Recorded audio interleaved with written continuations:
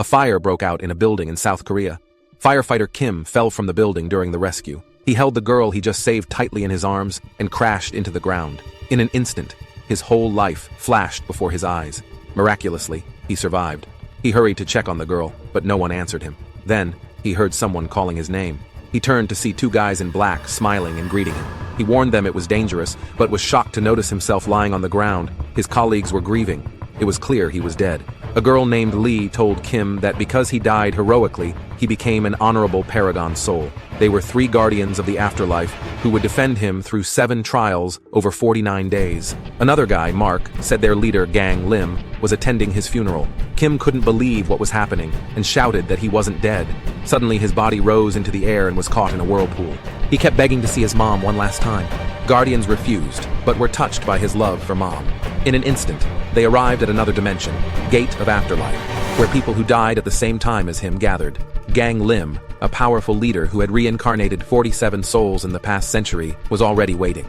He warmly congratulated Kim on becoming a paragon, but Kim refused this honor.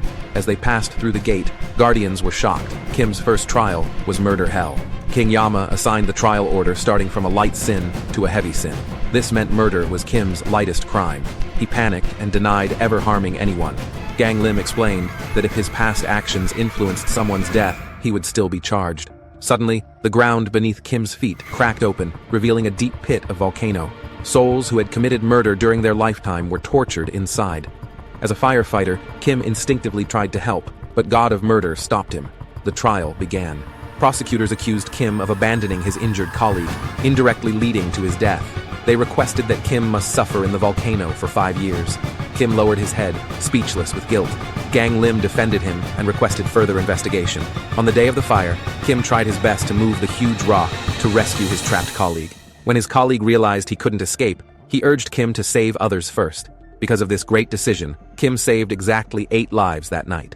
As he was about to return to the site to rescue his colleague, the building collapsed. This tragedy haunted him ever since. Considering his heroism, God decided to forgive his sins and allow him to move to the next trial. On the ferry across the river of Indolence, Kim wondered why Guardians were working so hard to help him. Lee explained that they made a deal with Yama.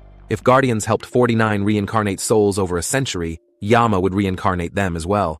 But during the process, if prosecutors managed to indict the souls, they would get promoted. So, for a normal soul to pass all trials in 49 days was next to impossible compared to paragons like Kim.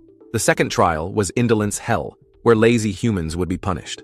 Lee said Kim had worked hard all his life as a firefighter, often putting himself in tough situations. He destroyed a dangerous beehive, but got his whole team stung.